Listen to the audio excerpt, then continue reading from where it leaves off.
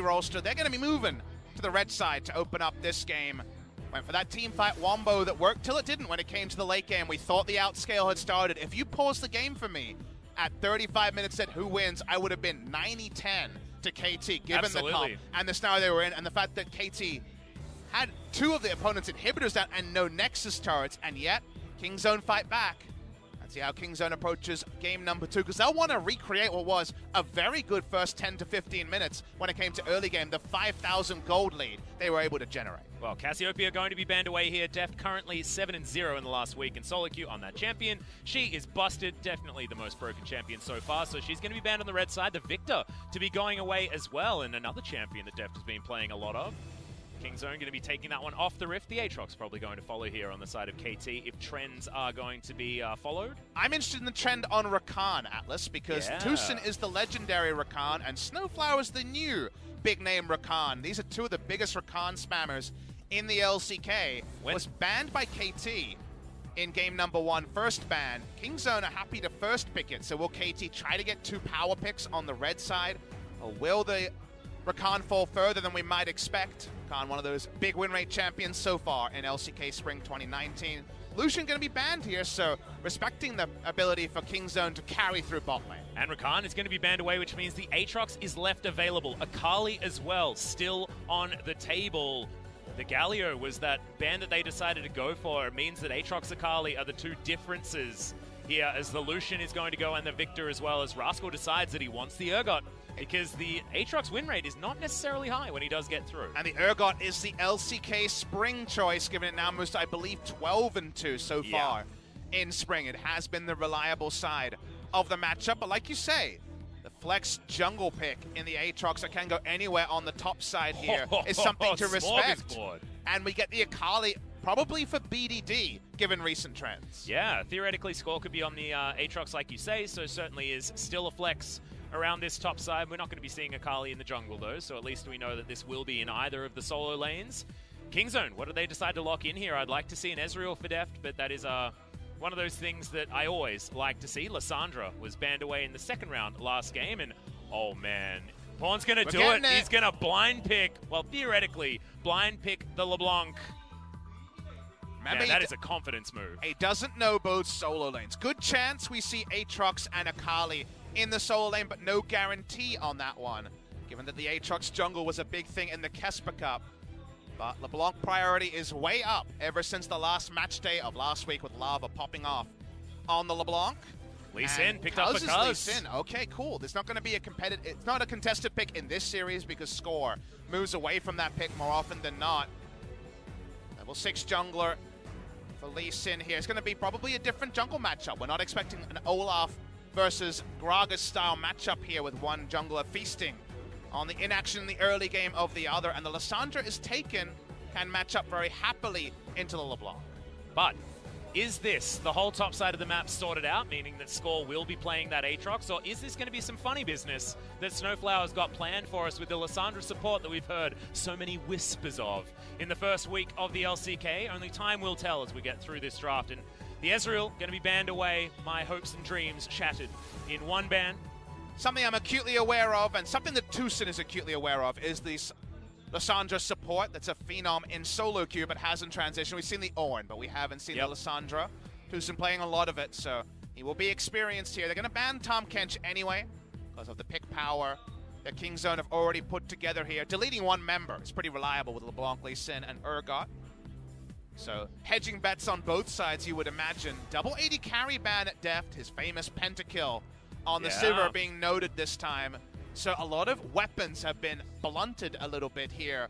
Deft not known as a Draven player, and so is Zenit. So Zenit not being Zenit in the roster instead of Gango means that a Draven ban is less likely to come out.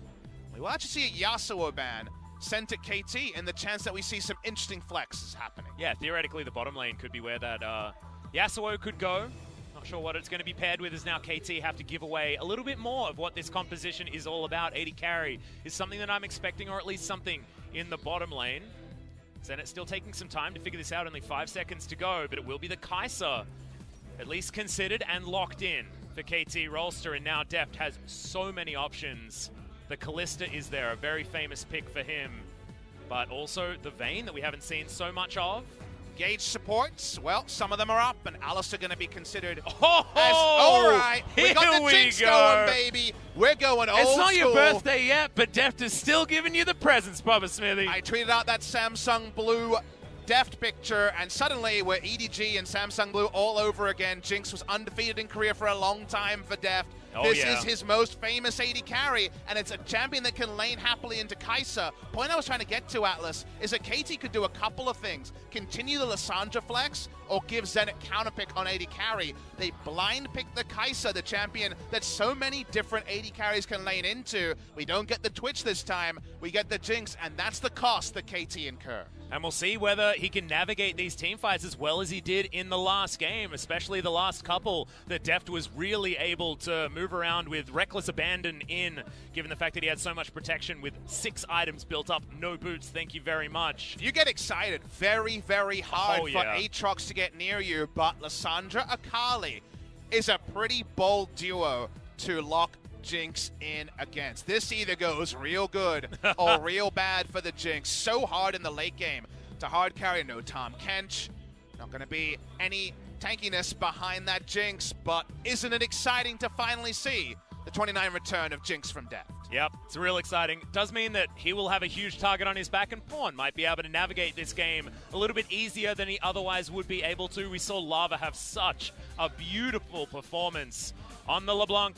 Pawn has been a LeBlanc player for so many years through every iteration of this champion, and she's now back to the way he expected her to work out. Of course, like you say, 2015 was on the opposite side of the LeBlanc matchup, but has certainly come into his own on the champion in the past, and Smeb on the Akali is certainly an exciting change of pace for him, who's been mostly on Scion Urgot duty throughout this season. But we still need to be reconvinced of his ability about that top lane carry, and the matchup against Urgot is mostly been seen to be a difficult one for the Akali, so no guarantees for Smeb in the early laning phase. Not going to be the most happy. Kingzone DragonX looking for a surprise 2-0 victory. They're already 1 game up.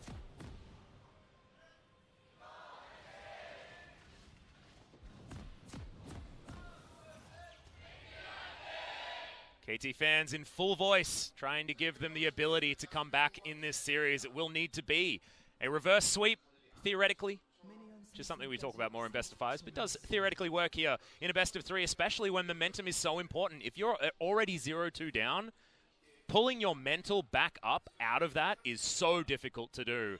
KT Rolster now faced with that difficult task right now. And history shows we have not had many 3-game series. 10 played, only 1 game went the full 3. That was a KT Rolster series against Hanwha Life, but they did win game number 1 of that series. So the losing streak is currently at 5 games in a row for KT. Kingzone found that first victory, and now, with Chinese New Year around the corner, we do have that firecracker Jinx coming out from Deft. Lunar Rebel is going to be at least represented on our Rift for now. My personal favorite skin as well, just because the rockets look so adorable with the explosions. Bottom side start here for Cuz, going to get a lot of help, but Score not going to, as it's the first time that I've seen him play the Aatrox from the jungle. See whether the old man has the mechanics to figure out this new champion. It's a really quirky champion.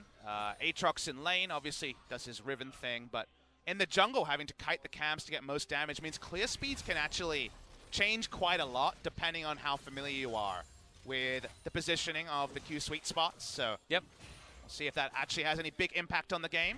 Once again, Cuz is being not just staying on his side. He's all about vertical jungling today. We'll be taking over the bot side jungle here for Kingzone. Does allow Jinx and Alistair to push up, and anything that helps them get a level 2 lead or a lane lead against the Kai'Sa and Morgana is going to be happy news for Deft and Tucson. I think this is great. I feel like the VOD review from week 1, Kingzone just said to Cuz, they're like, you weren't aggressive enough in the early game. We need you to be more proactive and get things done. And that's what he's done so far in both of these games, at least with his jungle paths around this map. And it would have been a very surprising level 2 gank, because Lee Sin did fall off in terms of early ganking when the free level 3 became a free level 2 with the changes in experience last year. A money ward, though, does give his position away, so Zenit and Snowflower knew exactly what was happening. We're able to play a little bit more defensively, but does give Alistair Jinx a free ability to get towards that level 2, which is always great news when the level 1 Alistair isn't exactly the best option. Don't see so much Alistair recently because his lane is so weak against a lot of opposition, so there's kind of double scaling on the side of Kingzone. Actually, Kai'Sa struggles against some deft trades on the Jinx. Jinx does trade pretty well against Sivir and Kai'Sa and these mid-range carries. Q over the wall, but he'll notice not taken yet. Let's watch the smite. Yeah, level 3 already there for score and does get the smite. So going to have a lot of an advantage. As Smeb had already pushed up the top side of the map, meaning that Cuz no chance to chase after anything.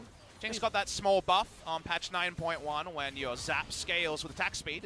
Yeah, it feels a whole lot better to use it as well as the rockets flying forward. Tucson sacrificed a lot of his health bar to keep deaths very high. Gives him the ability to get a lot of damage onto both of these bottom lane members. Kingzone laning this one very, very well. Something that we would expect when it's Zenit Snowflower versus Deft and Tucson. I do like that you speak about the buff because on paper it doesn't seem like the biggest. 0.6 cast time to 0.4 scaling with attack speed, but I think that Jinx had the Caitlyn problem of why do I use my abilities. Yeah, you just don't use it in a team fight at the end game, right? Now you can fit it in more often, so it is more damage. And speaking of damage. Yeah, BDD's trying to get out, does use the claw, and beautiful sidestep, but the chain is still going to be in there. One cheeky auto, not going to be enough to finish him off. They do get the, no, they don't get the flash, as BDD just utilizes his extra tankiness with the Aftershock and gets away. Hits the Aftershock proc and sidesteps one of the abilities, means he's going to live scot-free, not even having to use flash. In that one, nice stuff from BDD. The Scuttle Crab seems quite confused. Can't tell if that's a visual bug or just some nice herding, because you can, of course, herd the Scuttle. Scores on a ward with his clear. Power farming away, but to no cost, as the gank in mid lane was not successful for Kingzone. Yeah, now Kingzone with the push on the bottom side of the map. Lots of vision down here as well. You can see that Kingzone really want to protect Deft and Tucson in this early game. They don't want things to go wrong and have their Jinx be irrelevant. As Rascal shoving in Smeb, getting his own back here towards the top side, but it's Smeb with pretty gigantic lead when it comes to the farm. Given the fact that Score's location on the top side of the map was given away early, Rascal had to play a little bit more defensively. Okay. Himself continues to push, like you mentioned, with the jungle coverage. The gank in mid lane was to get the second spawn of the Scuttle on the bot side, so this is all engineered from the side of Kingzone to get Deft as good a lane as possible. And again, no surprise, if you're a coach, you are expecting them to get as much an advantage of their bot lane as possible, purely based on the talent they have on the bot side of the rift. Yeah, exactly. And I actually feel like this game is sort of an analyst's dream, because this is what you expect out of this series, right? So far, you've got the solo laners from KT winning out by about a 10 CS margin. Bottom side of the map is going to be Deft in control. So sort of how it's supposed to work, given the pedigree of the talent on both of these teams. Didn't necessarily work that way in our first game. Now finally things are going towards some normalcy. Score looking for this mid lane, but Pawn well and truly far back here in this one. All about Pawn trying to hold the wave about in this spot. Wants to be in position for a jungle gank. Speaking of jungle ganks. Yeah, he's going to be able to get the Mimic proc here as the chains do land. Q there as well from Cuz, but he's only level 4. Can't get any kickbacks. Scoring amongst it. You've got BDD thinking about heading back home. It's going to mean that he'll miss out on a few of these creeps because that teleport is still on cooldown. No kill pressure there. The Aftershock armor was still armed as the Q was there, and of course an ally next to him. So no point to take the Q. Like you mentioned, going for the same build here on Urgot that we saw in game number 1 with the pretty late tier. I said not late tier, late cull. Yep. Trading so far good from Smeb. Boots 2 as a start as well. Does delay first item. His Cuz. Yeah, Shroud now on cooldown as well as Smeb. Doesn't want to get hit by this, but he does. Level 5 is in, and the ultimate now on cooldown from Smeb. Nice accuracy there on the max range 100 buff needed Q. Exactly. That's something to always talk about. Any confidence you can get when you're coming in as a 0-2 match score is going to be appreciated.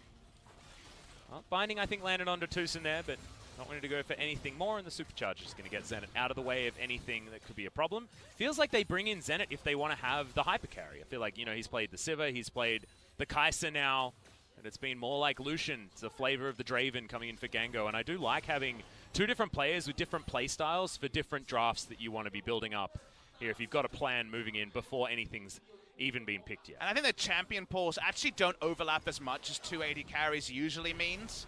Yeah, the Draven player in Gango, he's also better on the awesome dudes, the off-meta champions, the mages, the Vladimirs, things like that. So Seems like Zenit more for the traditional marksman that we see a lot of teams prizing. For example, in the LPL, Kai'Sa super high priority compared to Korea, where it's been a bit more up and down. But 17 CS is a huge lead here for Deft, who's got himself the BF sword, actually reaching the same mark as Zenit, as they both went back at similar times, both going for the heal as well. So no funny business with teleports. In fact, only one teleport on the side. Kingzone, and Rascal's actually covered it up with an Ignite at this point. Looks like your solo queue game on the side of Kingzone right now. Also looks like Kingzone versus KT in terms of lack of kills in the early game. Yeah. No kills. Was 2 kills for so much of that first game before we finally got some action. Big team fight won by KT. There's a headbutt Pulve, and Snowflower actually going to use the Black Shield on himself. Mistakenly, exactly. That is bad news. Speaking of which, Smeb, he's been ignited. That auto. No, it hasn't. It's going to wear down, and that is going to be the Fear Beyond Death, taking him down there.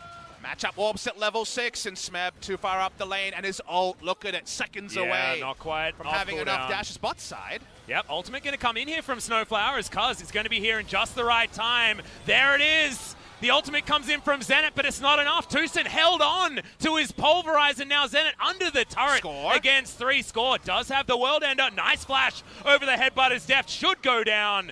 They have to trade 80 carry for support on the bottom side of the map. Well played by Score to flash the headbutt, but otherwise things not coming together. Top side will need a replay to understand why Smeb for a second game in a row was overextended in a 1v1 without even jungle attention to discuss. Nice plays from Kingzone. Cuz getting there first meant that Deft didn't just die at the start. Watch the replay of this play.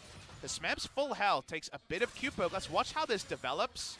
Shroud is used, so this is a very extended replay here. Steps out of the Shroud. He knows Shroud is on cooldown. Now Smeb's not able to extend the Shroud duration, so I think he just misplays the lane trade pretty heavily here.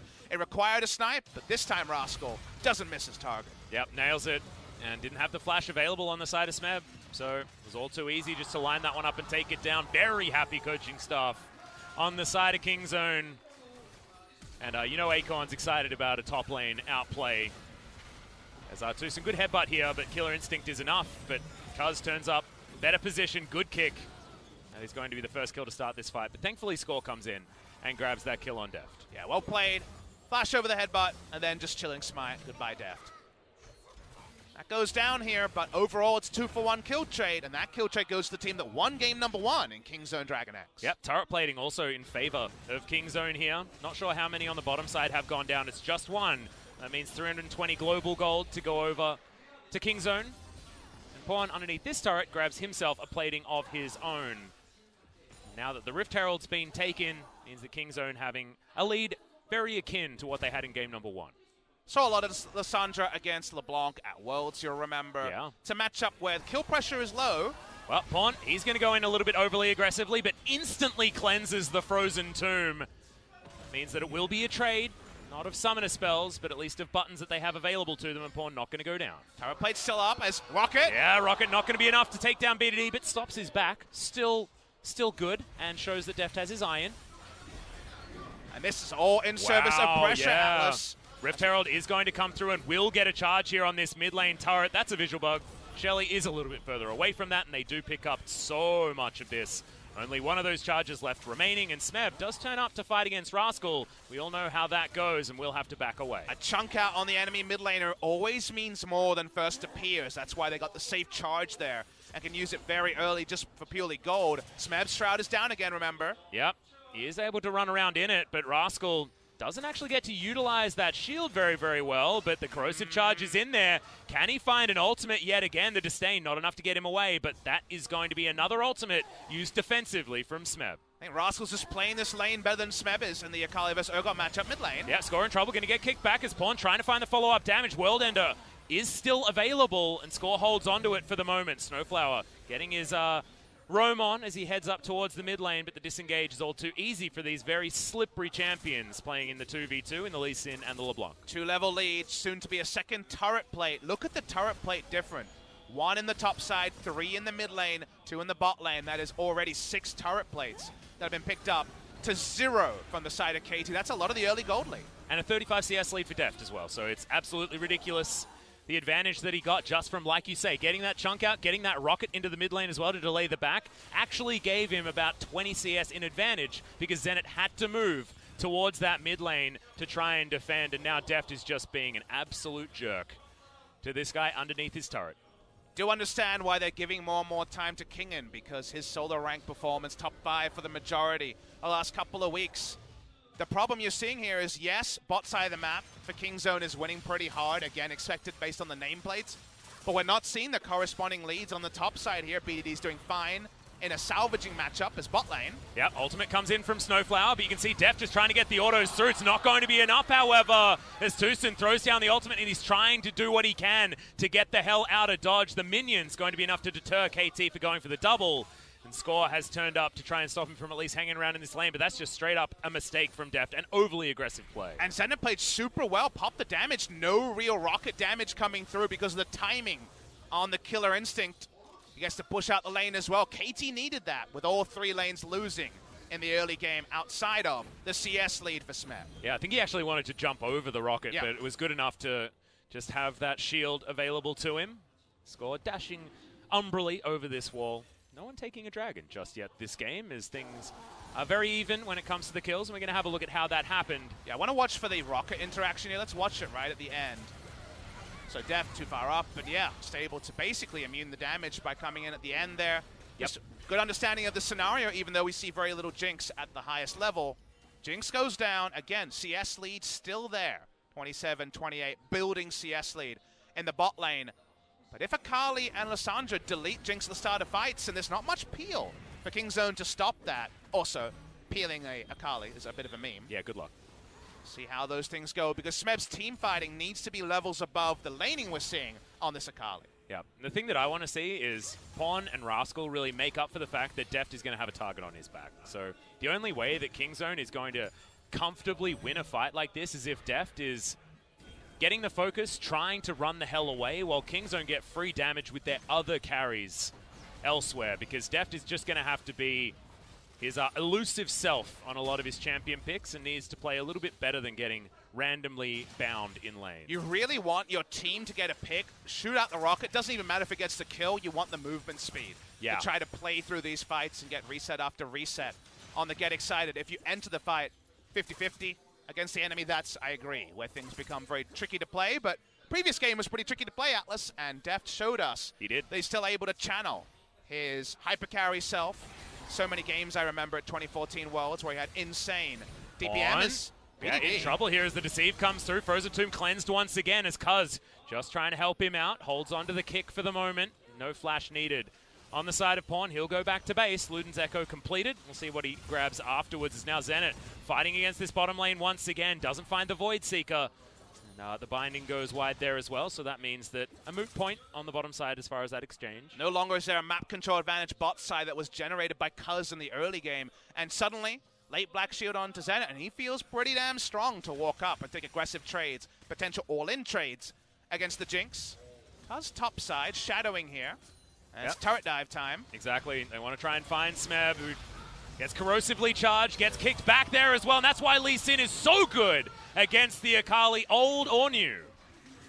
Too clean, Atlas, and that will be first turret of the game in topside, you'll imagine. KT will try to answer with a Mountain Drake, but it means even more immediate gold, and once again, back-to-back Kingzone DragonX finding a pretty big early gold lead, even if the kills don't necessarily register. Well, got actually some damage onto the Dragon there, as the price has to be paid. And the outer turret in the mid lane is what is going to go down, as well as the top lane outer, meaning close to 5,000 gold the lead with such a low kill game. No displacement on this kick, but the damage does register. You watch the replay here. Just no ability. That's kick right at the end. Okay, finally got kick into the range. Okay, that interaction makes sense. They get the turret, but what I wanted to illustrate was the mid lane. I talked a bit about how we saw Lissandra versus LeBlanc. It's that matchup where LeBlanc can't burst the Lissandra. No. Aftershock proc, the self-ult, there's no kill pressure, but LeBlanc still has lane control because she has more reliable ranged harass, and all the chip damage eventually was relevant after that turret charge from the Rift Herald men. It was actually the ability to take down a turret largely solo at 17 minutes. Yeah, now Pawn can't actually play as aggressively because doesn't have the cleanse for the Frozen Tomb, so BDD with a little bit more kill options, I guess, against the LeBlanc, which is why you see Pawn not actually hanging around in that lane for too long, uses the Mimic just to clear out the minion wave and pick up a blue buff as Deft solo underneath this turret right now, but should be able to clear out these minions relatively easily. Has wards for turret dive, and turret dive is the only real problem here. From Deft's side, Yep, this is exactly what you're talking about. The chip damage, like you say, is, oh man, if only the range was buffed a little bit more. So, Kingzone DragonX, 2 games in a row, 5,000 gold lead in the early game, but caught in the transition from early to mid game, allowing KT back into game number 1. A game KT should have won. Yes. Kingzone, surprisingly, battle back in the clutch. Let's see how Kingzone wield their power a second game in a row, because they need to fix those transitions. One of the most standard things for teams coming into the LCK is getting caught around the 18 to 25 minute mark. Yep. Tucson once again going to catch a binding, but like you say, I feel like a lot of this has to do with mid-game and how either of these teams are going to control it. KT's answer is put score on the bottom side of the map. Try and open this one up, give Zenit a little bit more of a lead, move their power elsewhere, and Deft is taking the bait. The Q held onto for so damn long, and actually I feel like Score missed his window just a little bit, but the mid lane was out of position. They didn't want to bite off more than they could chew. Score now in a little bit of no man's land as Tucson going to go back. Really good read by Deft and Tucson, because look at the minimap. It's not like they see their cams or have an Ash Hawk shot to examine the path, and they also used the blue trinket on the second brush from Deft and did not find Score, and yet still being respectful. That is the sign of some veteran status in a bot lane that's dominated by rookies and returns to the LCK. Not many LCK games have experienced by really any bot lane outside of Sangyun and Key. So nicely done by Deft and Tucson to not die to Score. Yeah, really nice heads-up play. And what have been some of our, I guess, things that we've said against Deft, and it's taking over-aggressive trades when you don't necessarily have full information. Credit to where credit's due. I think that's 2017 Deft that deserved a lot of that criticism. I think 2018, he was a lot more defensive. To the benefit of KT, in the end, he ended up being that third carry on the team more often than not, but they won LCK Summer. They come in as reigning champions. They need to find a best-of-1 victory soon, though, Atlas. Otherwise, it feels like we're using the LCK champions ironically, which is not what KT Rolster want. Definitely not. And now, Kingzone, with a Deft of their own, seeing whether they can rebuild themselves. 6,000 gold is the lead. That's a weird bounty. 424. I didn't know you could have non-50 increment bounties. Yeah, that's a weird one. That is a weird one, definitely.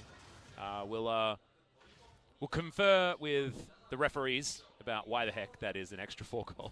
We don't have a caster pause button, unfortunately. Yeah, no, I would be pressing it otherwise. But Deft does still have a bounty because his CS, CS bounty's going to start coming up here. Yeah, and that's exactly what you want on a Jinx, right? Don't know what to make of that one, guys. I'll leave someone else to be the brains trust on that one. Brains trust on KT is they would really like a Rage Blade onto Zenit. Already saw from the team comp side also some nice moves in lane, but they have great all-in options onto Deft. But right now the all-in's looking a bit toothless, so they're being a little bit more reserved into what is going to be, if game 1 is anything to judge by, probably a lot of inaction in this mid-game. Yep, and hyper carry versus hyper carry is going to be the aim of the game when it comes to that late game as well. So 6,000 gold is a buffer. Oh, we made it. Okay, we jumped up. We jumped up that extra 26 gold. We need to exhale now. We feel much better. No longer do we have the visual bugs. They're getting out of the game and into the scoreboard. Papa Smithy. Rascal finds a binding as Kingzone. They're pushing up map control, but what is their objective at this point in the game is what we need to determine after their indecision around objectives cost them in game number 1. Seems like just Mountain Drake's setup. Is KT Rolster going to try something here? Because right now the vision line is all Kingzone DragonX. Well, Deft has started off this Dragon, and now that we've got to 5v5 territory, it's when Deft needs to be so careful of where Smeb is on this map. They've got a lot of vision available to them, and they've got Pawn and Tucson alongside Rascal just making sure that this Dragon is as free as possible. Outer turret also not going to be taken down. The Baron has spawned, but now we're a mountain apiece, and this game feels way closer than the gold would otherwise indicate. And that was like the perfect team fight for Deft because they had the bot lane pushing in, so he actually had a paddock to just disengage down if KT came from mid lane to contest. Recreating that in the late game, recreating that around a grouped up objective like the Baron or maybe a later Infernal Drake spawn will be very tricky, but that was the sort of fight with the vision advantage where KT had no options in spite of having a team comp that seems priced in to just assassinate Deft at every moment. Exactly, and as Smeb was coming down for that theoretical flank towards the mid lane, I was thinking, okay, this is going to be the test where we finally see what KT's composition can do against the squishy hypercarry that doesn't have a lot of mobility. Just wasn't the case with better positioning that they had available to them and gave them a free dragon. Rascal continuing to be frustrating here, but you can see the CS still fine. For Smeb was actually winning through most of the laning phase. It's a 2-level lead, though, Atlas. That is true. 2 levels, 13 CS. Remember, he was actually behind 20 CS with the map being split up in the early game. And we already know from Worlds when Keen tried to play this matchup that actually killing the Urgot in the side lane, even from a level 16 Akali 3-4 item, is pretty damn impossible. So pretty damn tanky as Score. Yep, Zap going to come down. Does have himself the black shield, though, and now Tucson has to pop the ultimate. TPs. The kickback is going to come in, but Zenit immediately uses the killer instinct to get him out. Rascal now right in the middle of this fight as BDD wants to get on top of Tucson, decides not to take the claw as the rest of the fight is where they want to be fighting on. Zenit picks up the kill against Cuz, but is that going to be enough to turn the tides? I don't think so as BDD goes down and Deft is excited. It's a double kill for Pawn, and finally the mid laner of Kingzone wakes up. When Deft gets excited, things come together, and Pawn, like you mentioned, makes that fight with a really good flank from the red pit. They're on to Baron here. They're going to try and force it, and there's nothing KT can do. Yeah, Deft with this minigun. He's got a BF sword on top of those first 2 items there as well. This will just be taken out. Rascal will have the shield available to him, gets around the back of the pit, and that is all she wrote. 24 minutes, and Baron goes into the hands of Kingzone. Maybe the LeBlanc better's coming out of nowhere because Pawn jumps on it and finds relevance. Score walks up early, but when he turns on to Tucson, you think, okay, maybe this is a fight that KT can win. But remember that Rascal is 2-level lead and a frontline tank, and Akali is an assassin. You don't get excited. Oh, it's the headbutt From Aatrox taking a kneel, so Deft isn't into the fight just yet. First kill actually goes the way of KT Rolster, but fear beyond Death arms. Deft speeds up, and then everyone on KT is overextended to the Jinx. Yep, and I feel like these are going to be some of the most snowbally team fights as well. Is Deft excited? The answer was yes, and you can see Cuz, he's pretty happy as well, even though he fell down. That wasn't Deft's voice, but I'm sure somewhere he was smiling, as the alpaca is known to do. The Noble Alpaca's gone defensive. Hex Drinker as a 3rd item here to respect Akali and Lissandra. Actually finding the flank. They push up. They've got the Baron. What's KT going to do? Snowfall ain't got no health. Yeah, that rocket just ignoring the black shield completely. And that is going to be the Morgana going back home. None of that utility available as the split push is real. Pawn on the bottom side of the map. The rest of the team towards the mid lane. And Tucson just roaming around the jungle, making sure that there's no flanks possible. Kingzone in so much more control this game. 11,000 gold, the lead. 7 kills to 3 and a Baron buff, still circling for 2 minutes. Rascals enters the fight, costs them in game number 1. It's winning them the game number 2. He walks up. God. We're doing the zoom out here. BDD from the backside. He wants Deft, but remember the Hex Drinker. Yep, Claw is going to come in. Flash very early here from Deft as Smeb able to jump on top of him, but he just cannot withstand these auto attacks, and that one followed him so long. The Q from Pawn finishes him off, and now Deft gets excited once again. See you later, KT. Deft getting revenge against his old team, and Snowflower, the last one to be put on his mantle. Triple kill for Deft, and Kingzone will win the series 2-0. A surprising 2-0 that heaps the scorn onto KT. Kingzone DragonX going to take down their old enemies in KT Rolster. They roam forward. Deft and Pawn are going to hold their heads high in this battle of KT Rolster. It's all about the new, but Deft brings it back with a vintage Jinx performance. Yep, and the LeBlanc from Pawn looking vintage as well, and that is exactly the kind of Pawn that you want to see, because this guy was so good at these sort of assassins early in his career, but recently that is not what we've seen. And this was redemption largely for this man.